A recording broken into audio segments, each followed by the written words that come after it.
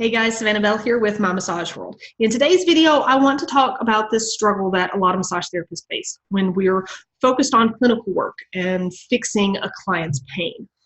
How do you build a business based on repeat clientele when they don't need fixing anymore?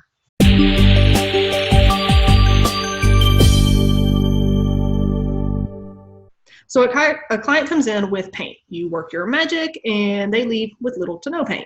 Whether that happens in one session or over a year of regular visits, with proper care, most clients will find relief from their ailments in one way or another. But are clinical therapists who build a business based on this format doomed to constantly struggle getting new clients? No. The first place I worked when I got my massage license was a wellness center that had, I came to find out later, some questionable business practices. I remember on one occasion at a cheer massage event, a client stood up and declared the pain they had sat down with was now gone. I was ecstatic. I mean, especially as a new therapist, that I had helped ease someone's pain. She took a card, promised to make an appointment, and then I turned around to clean the chair, and my boss scolded me, stating that these events were meant to just be a tease, not to actually help anybody. And I remember sometime later being scolded again when a paying client declared they were pain-free and may not come back again unless their issue flared up. I was floored. I couldn't believe I was being told to just give a bare minimum massage in order to build a regular clientele. So it got me thinking, was my boss right? Should I be more focused on helping every person I could get my hands on as much as possible, even if that meant they didn't return? Or should I focus solely on getting those paid clients back again and again because this is a job, not just a passion, and I got bills to pay? And what I came to realize early in my career is that I could do both. I can help people as much as possible and as efficiently as possible while still building a solid clientele. Ethically speaking, we need to help our clients as much as possible within our scope of practice, of course. That means, yes, fixing their issue if possible, and don't scream at me for saying fixing is just the easy way to say this, okay? But how do you keep them coming back even after their pain is gone so you can maintain a steady clientele? Number one, teach self-awareness. Just because one issue is resolved doesn't mean the entire body is now in perfect harmony, okay? There will often be other underlying problems like poor body mechanics and movement habits that need some re-education. And speaking of educating your client, a big part of that is teaching them self-awareness.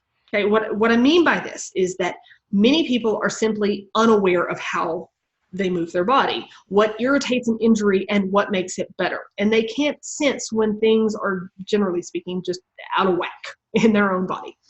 If you will take the time to teach your clients ways to become focused on their own body, how it moves, and how those movements affect how they feel, they will become more aware when things are even slightly off.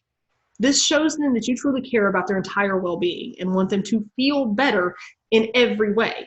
And if they can feel when their body is starting to show signs of a problem, they'll not only be able to help themselves, which is always good, but are much more likely to seek you out before it becomes a bigger problem. So yes, you will likely lose some clients this way. If they came to you to fix a problem, once the problem is fixed, they no longer need to see you unless they have another problem come up. But these people are also your best form of marketing. So that leads us to number two, have a referral strategy. When you've helped a client solve their pain problem, they're much more likely to tell everyone about you. Think about it. If someone has chronic back pain, their family and friends are likely to check in with them about it on a regular basis. When they start to see improvements from your therapy, they'll tell those friends and family members how much relief they're getting from their regular massages.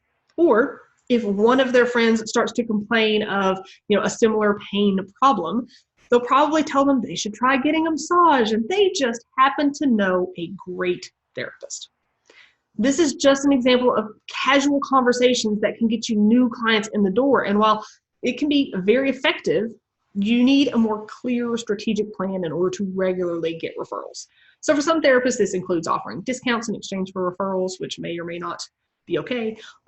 For others, it simply means giving out cards to every client and asking them to share with their friends, family, physicians, etc.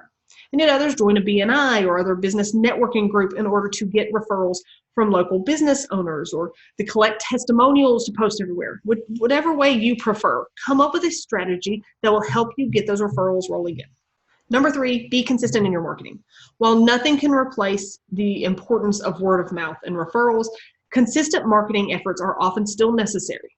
And when I say consistent, mean it. This doesn't mean to just throw out an email here and there when you're slow. You need to be marketing regularly, whether with weekly or monthly emails and promotions, consistent social media posts, local events, Facebook ads, or whatever marketing works for your business. It needs to be consistent. If you automate these things and make them a part of your regular business practice instead of only when things are slow, you'll see a regular influx of new clients looking for you to fix them. Then each of those is yet another referral source. You may get to the point where you no longer need to consistently market every single day, but during the building phase of your business, it is necessary. In all honesty, after about a year in my practice, I completely stopped marketing because I was booked so far in advance.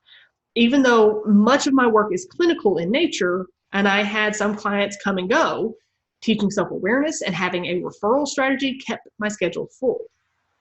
So even if you love to solve your clients' problems and make them feel better, that doesn't mean you'll work yourself out of business. It's all about having a strategy in place to accommodate fluctuations in clientele.